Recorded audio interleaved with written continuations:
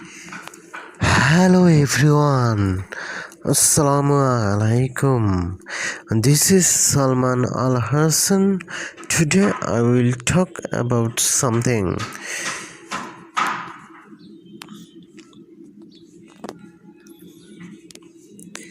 Big success starts with small steps. You don't need to do big things at once. A small start is enough. Daily small progress creates big results. Small steps increase confidence.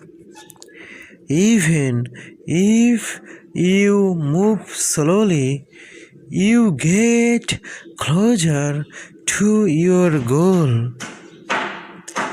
Small actions build habits. Those who start small become big.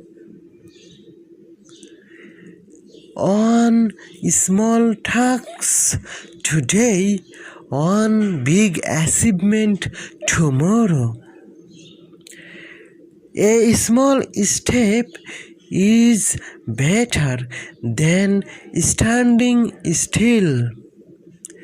So take a small step today, success will come. So that's all, friends.